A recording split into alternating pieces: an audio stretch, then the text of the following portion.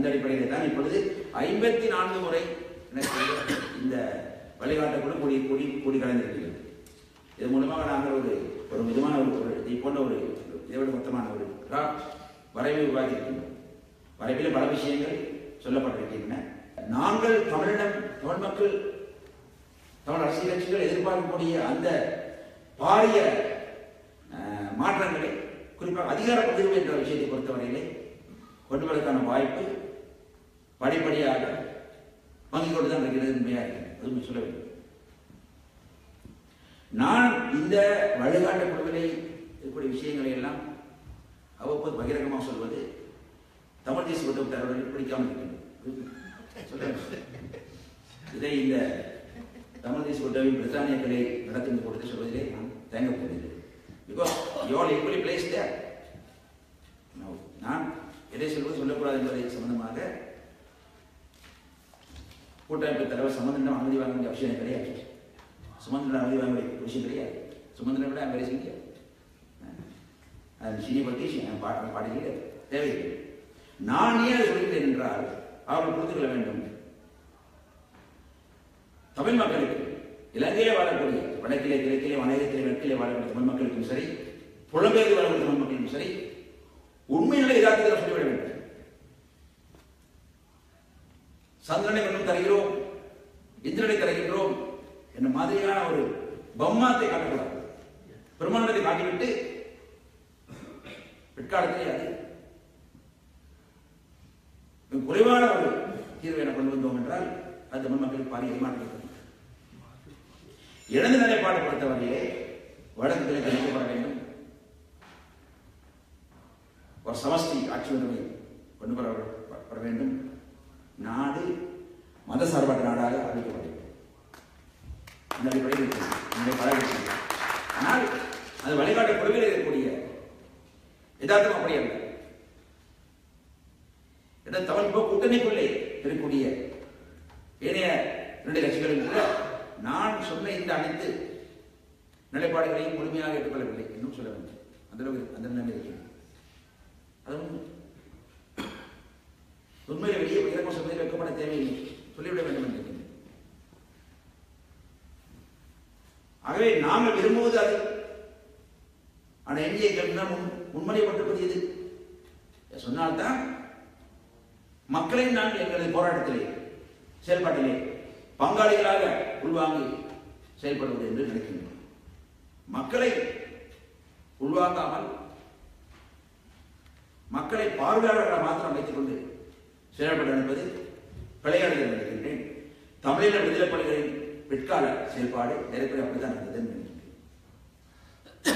ஆரம்ப காலத்தில் மக்கள் போராட்டமாக ஆரம்பித்த அந்த போராட்டம் பிற்காலத்திலே மக்களை பார்வையாளர்களாக வைத்திருக்கக்கூடிய போராட்டமாக மாறியது என்பது எனக்கு கணிப்பீங்க. அதே போன்ற ஒரு செயல்பாட்டை தமிழ் தேசிய கூட்டமைப்பும் செய்துவிடக்கூடாது என்று தெளிவாக இருக்கின்றேன். ஆகவே இப்படி பகிரங்கமாக உள்ளே வெளியே சொல்வதுதான் கூட்டமைப்புக்கும் நன்மை பயக்கும் என்பதுதான் நிலைப்பாடாக இருக்கின்றது. ஆகவே என்னை பார்த்து அதற்காக என்னோடு கோவப்படுவதோ முரண்படுவதோ சரியானதல்ல, முறையானதல்ல என்பதை இந்த சம்பந்தம் சொல்ல வேண்டும் என்று நினைக்கின்றேன். நான் முதல்ல ஓடி எனக்கு அது பிரச்சனை கிடையாது.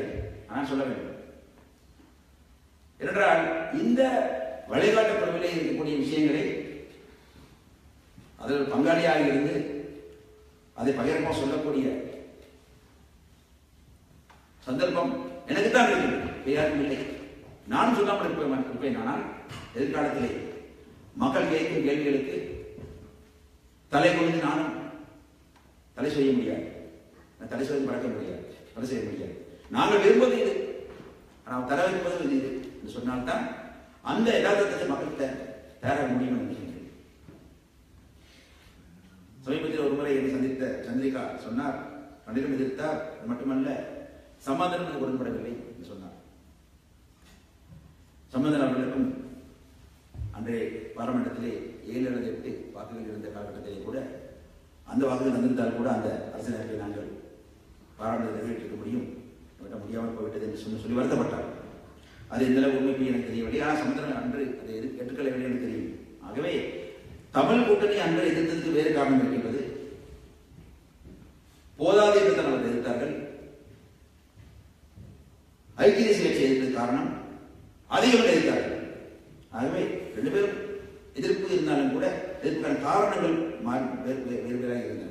ஆனாலும் கூட இன்று வழிகாட்டுக் குழுவிலே எங்கள் முன்னால் முன்மொழியப்பட்டிருக்கக்கூடிய அந்த தீர்வு வரைவுகளை ஒப்பிட்டு பார்க்கும் பொழுது 1987 வருடத்திலே ராஜீவ்காந்தி அரசாங்கத்தின் மூலமாக தரப்பட இருந்த அந்த தீர்வை விட மட்டுமல்ல 2000 சந்திரிகா தரப்பட மூலமாக தரப்பட இருந்த அந்த தீர்வு விட குறைவான ஒரு முன்மொழிவுகள் தான் இப்பொழுது அங்கே இந்த வழிகாட்டுக் குழுவிலே சொல்லப்பட்டது என்று சொல்ல வேண்டும். கடைசியாக 2005 வருடம் நடைபெறும் குறிப்பாக வாக்களிக்காமல் நின்றுவிட்ட காரணத்தினாலே அவர் வெற்றி பெற முடியவில்லை. அவர் வெற்றி பெற்றிருந்தால் பெரும்பாலும் அன்றைய உருவாகிய சர்வதேச சமூகத்தின் அழுத்தம் காரணமாக ஓஸ்லோ வரை சென்ற அந்த உடன்பாட்டு செயல்பாடு காரணமாக ஒரு விதமான முழுமையாக இல்லாவிட்டாலும் கூட ஒரு குறை ஒரு விதமான சமஷ்டி ஆட்சியை ஒற்ற ஒரு ஆட்சி தடுக்கிற வாய்ப்பும் அன்று இருந்தது. நடைமுறையாகிருக்கும் தெரியவில்லை. ஆனால் அதுக்கான வாய்ப்பு இருந்தது. அந்த வாய்ப்பு தவறப்பட்டுவிட்டோம். அது இதை ஏன் சொல்கின்றேன் என்றால் ரணில் விக்ரமசிங்கே நேர்மையானவர், உண்மையானவர், நன்மையானவர், எல்லாவற்றையும் தயாராக இருந்தார். இன்னும் இருக்கின்றார் நான் சொல்லவே இல்லை. ஆனால் அவர் அவரது அரசாங்கத்தை பிரதிபடுத்தினார். நாம் எங்களை பிரதிபடுத்திக் கொண்டிருக்கின்றோம். ஆகவே அரசியல் என்பதை பேரம்பேசல் இப்படித்தான் இருக்கின்றது. இந்த மாதிரி விஷயங்கள் குறிப்பாக அதிகமாக அந்த பேரம்பேசை சரியாக செயல்படுத்த தவறிவிட்டோமா? பலமாக இருக்கும் பொழுதே அதிகபட்சம் பெறக்கூடியவற்றை பெறாமல் நாங்கள் சந்தர்ப்பத்தை கைவிட்டு விட்டோமா என்ற கேள்வியையும் ஏற்க நான் சொன்ன அந்த கேள்வியோட சேர்த்து கேட்டுக்கொண்டேன். அது உண்மை. ஆகவே இன்று 1927 வருடம், 2000 வருடம், 2005 வருடம் ஆகிய 3 காலகட்டங்களிலும் நாங்கள் தரப்பட இருந்ததாக சொல்லப்பட்ட அந்த முன்மொழிவுகளை விட குறைவான முன்மொழிவுகள் தான் இப்பொழுது நானும் பங்காளியாக இருக்கக்கூடிய அந்த வழிகாட்டுக் குழுவிலே எங்கள் முன்னால் வைக்கப்பட்டிருக்கின்றது.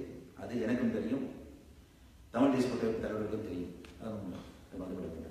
அது ஒரு சிந்தனை அன்று தமிழ் மக்களின் தலைவர்களாக இருந்த தலைவர்களுக்கு ஏற்படவில்லை. ஒருவேளை அன்று தமிழ் மக்களின் தலைவர்களாக இருந்த பலருக்கு அவர்கள் வடக்கிலே கிழக்கிலே தமிழர்கள் மத்தியிலே அங்கே வாழ்ந்த தமிழ் மக்கள் தலைவராக கொண்டிருந்தாலும் கூட அவர்களது இதயம் என்னவோ கொழும்பிலே தான் இருந்தது. கொழும்புக்குள்ளேயும் அந்த கருவாக்காடு இருக்கின்றது. அங்கே தரத்தை விளக்கின்றேன் தெரியும். கருவாக்காட்டிலே பல தலைவர்களுக்கு வீடு வாசல் இருந்த காலத்தினால் இன்னொரு தொகுதி இந்த காலத்தினாலே அதையெல்லாம் விட்டு வருவதற்கு தயாராக இருக்கவில்லை. எனக்கு தெரியவில்லை. ஒரு முறை எனது முகநூலில் எழுதினேன். பல கருத்துக்களை தெரிவித்திருந்தார்கள் தெரியும்.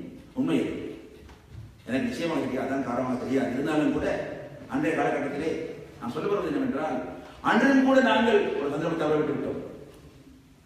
தமிழினம் அன்றும் கூட ஒரு தனிநாடு அல்ல, முகமது அலிஜின் அளவு செல்ல வேண்டிய தேவையில்லை. இங்கே இருந்து வந்த அந்த சமஷ்டி பேரணியை கூட உள்வாங்கி ஒரு சமஷ்டி இலங்கையாக சுதந்திர இலங்கை மாற்றிக்கொள்ளக்கூடிய சந்தர்ப்பத்தை கூட நாம் தவறு விட்டோம். கருவாக்காட்டு காரணமாக இல்லை வேறு காரணம், கருவாடு காரணமாக தெரியாது. ஒரு காரணம் நடந்தது. திரு சுமந்திரன் அவர்கள் கொழும்பு நீதிமன்றங்களை வழக்காடி கொண்டிருந்த காலகட்டத்திலே நானும் ரவிராஜன் தேர்தலை அறிக்கை போராடி கொண்டிருந்தோம். அது உண்மை. So I have a right, I have a duty, I have obligation to say, make comments on this opinion, or make opinions on these issues. So they should consider these opinions. அந்த செல்வாவுக்கும் அகிம்சா மூர்த்தி ஈழத்து காந்தியை சொல்லக்கூடிய அந்த செல்வாவுக்கும் அதே போல இலங்கையிலே ஆயுத போராட்டத்தை முன்னெடுத்த உலகெல்லாம் அந்த போராட்டத்தை கொண்டு சென்ற வேறுபட்ட பிரபாகருக்கு இருந்த அந்த பரந்த மனசு, பரந்த சிந்தனை எல்லோரையும் ஒன்று சேர்த்திட வேண்டும், சமத்துவமாக ஒன்று சேர்த்திட வேண்டும் என்ற அந்த எண்ணப்பாடு இன்றைய கூட்டமைப்பு தலைவர்களுக்கு வந்துட வேண்டும் என்று அனைவரும்